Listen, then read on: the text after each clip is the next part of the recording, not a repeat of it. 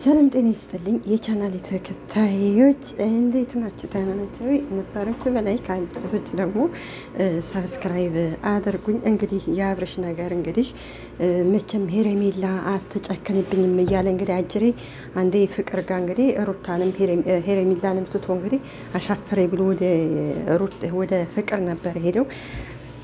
ፍቅር ደግሞ እንግዲህ ያው ባልሆነ ነገር ያው እሷን በእርግጥ ፍቅርም ለራሷ ነው ለሩታ ዝን አይደለም። ያው ከመሀላቸው ሄሬሜላን አውጥታ በኋላ ደግሞ ሩታን አውጥታ ለራሱ ግን አልተሳካም። ይሄ ሁሉ እንግዲህ ያዘጋጁ ለሄሬሜላ ወጥመድ ነበር እንግዲህ። ነገር ግን እንግዲህ ትናንት አይታችሁ አልፈልግም የራስህን ህይወት ኑር እኔም ሁለተኛ እንዳጠሩኝ አንተን ብትሆን ብላ እንግዲህ በአንተ የተነሳ ነው ስሰደብ የነበረው ብላ ነበር። እንግዲህ አብርሽ እንግዲህ ዛሬ አቤልን ይዞ አቤል አልነበረ እዚህ ቀደም ያገናኛቸው አቤልን ይዞ እንግዲህ የገላጋይ እባክሽ አጥፍቻለሁ ይቅርታ አድርጊልኝ ቢል ተንበርክኮ ሄርሚ ደግሞ በፍጹም አይህ እኔ ያላንተ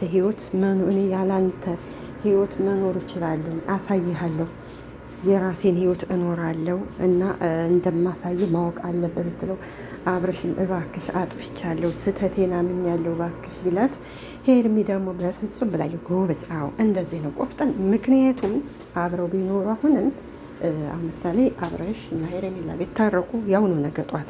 ምክንያቱም ሩታ እንዳያችሁት እንግዲህ በፍጹም ከማንም ጋር አይኖርም እኔ ዋጋ ከፍዬ የራሴ ነው የማደርገው ብላለች። ማንም ደስተኛ እኔም ብዙ ዋጋ አስከፍሎኛል፣ ስለዚህ እሱ ደስተኛ ሆኖ መኖር አይችልም ስላለች፣ ስለዚህ እንግዲህ ሄርሜላ እንግዲህ ዛሬ ላይ ትናንት ማየታቸዋል። አዎ አንዳንድ ጊዜ እንግዲህ አንዳንድ ወንዶች ምን አለ መሰለሽ አይ ጥላኛቴ ተወደኝ እያል እንትን ይላሉ እና ስለዚህ ከመጀመሪያው አብርሽ ማስከበር ነበረበት። የሚፈጠረውን ነገር ቢነግራት ሁሉን ነገር ቢያስረዳት ጥሩ ነበር። እሱ ግን እሷንም እኔ ወደ ሶሻል ሚዲያ አንጥቻቸውን ያስተዋውቂያቸውን ምናምናም እያለ እሷንም ጭፍልቅ አድርጎ ነበረ። እዚህ ቀደም አንቺም ተጠያቂ ነች ታምሜ ሳለ ለምን ይዘሽ ስትሄጂ ቪዲዮ አልሰራሽ ምናምን እያለ ብዙ ነገሮች ያን ሁሉ ነበር ተቻችላ አሞሳለን አይታችኋል እንግዲህ ከጎኑ ነበረ አይዞህ እኔ ያለሁልህ እያለችው ስለምትወደው። ነገር ግን እሱ ደግሞ ክብር ማሰጣት በዛ ላይ ደግሞ እያሰገባ ስለሆነ አሁን ይልቀቃ በቃ የራሷን ህይወት ትኑርበት። ነገ ጧት ያው ነው አብርሽ አሁንም ነገ ጧት ያው ስለሆነ ምንም ለውጥ የለው ጸጉሩን እንደ ድሮ እየቆጣጠረ እየመጣ። ስለዚህ ልጅቷ የራሷን ህይወት መኖር ነው ያለባት እና አቤል ደግሞ ገላጋይ ይዞ መምጣት የለበትም። አቤል ደግሞ ሽምግልና ሆኖ መንጣት የለበትም። እዚህ ቀደምም ህይወቷን ያበላሸው እሱ ነው።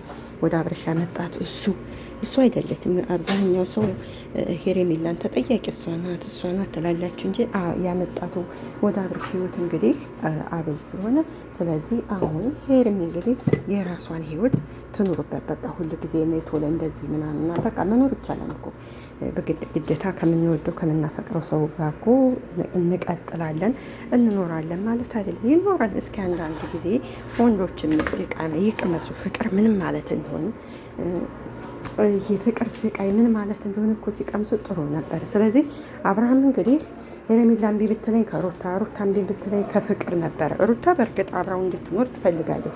ነገር ግን ደግሞ እንግዲህ እሱም ያው ፍቅር መቼም ይሄን ያህል ሩታ ይሄን ያህል መቼም ከእኔ ጋር ይሆናል ያለች የሆነ ፍንጭ ስላየችበት ነው። ስለዚህ አሁን ላይ ሩታ በምታየው ነገር እንግዲህ ማናፍ እቺ ሄርሜላ አብርሽ በሚያው ሩታ በምታደርገው ለዛ ነው አሁን ደግሞ ወደ ሄርሜላ ይሮጣው። ስለዚህ ሄርሜላ የእሱ መደበሪያ አይደለችም፣ የምትሰደብ አይደለችም።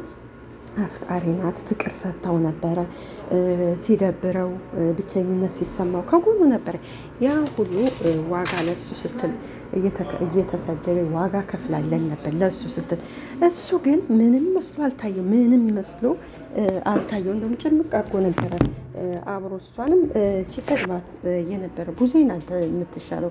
ቡዜ ሄርሜላን እንዳነኩብኝ በእዝ ብላ እንግዲህ ስትናገር የነበረ። ስለዚህ ሄርሜላ አሁን ላይ ውሳኔዋ ደስ ይላል። በዚሁ ትቀጥልበት። ሩታም እንደዚህ መወሰን ያለባት ግድ ከአብርሽ ውጭ ወንድ የለም የተባለ ይመስል ሙጭጭ ማለት ደግሞ ተገቢ አይደለም። ስለዚህ ካላብርሽ መኖር ይቻላል። ሩታም እንደዚህ ብታሳየው ደስ ይለን ነበር። ሩታ ምንድን ነው የያዛቱ ፍቅር ሳይሆን እልክ ነገር ነው የያዛት ሩታ። እውነት ለመናገር ፍቅር አይደለም የያዛት፣ አሁን እልክ ነው። ያን አርግዤ ሳለ ጥሎኝ ሂዷን። ለዛ ነው አሁን እሱ ደስተኛ ሆኖ እንዲኖር አልፈልግም። የኔን ህይወት አበላሽቶ በፍጹም የኔን አስለቅሶ አሁን አይኖር ነው። ስለዚህ የምትወደው የምታፈቅረው ከሆነ የልጅ እዛ ላይ ደግሞ የልጁ አባት እንደዛ ማድረግ የለበትም። ይመች ብላን ጥላው መሄድ ያለባት እንጂ ሙጭጭ ብለው ከፍቅር ጋር ተመካክረው፣ ፍቅርም ቢሆን ለራሷ ቢመቻችላል ለራሷ። በእርግጥ አብረሽም ተናግሯል። አሁን ሄርሜላን አስወጥተሽ ከዛ በኋላ ሩታን አስወጥተሽ እኔን ለራስሽ ለማድረግ ነው እያለ ነበረ። ትክክል ነው። ስለዚህ እና እኛ በሄርሜላ ውሳኔ ደስ ብሎና ትናንትም አሁን የሚያደረገችው ደስ የሚል ነው። በዚህ ቀጥይበት ነው የምለው። አብርሽ መቀጣት አለበት። ሲፈልግ ሄርሜላ ፍቅር፣ ሲፈልግ ከሩታ፣ ሲፈልግ ደግሞ ከፍቅር ማለት የለበትም።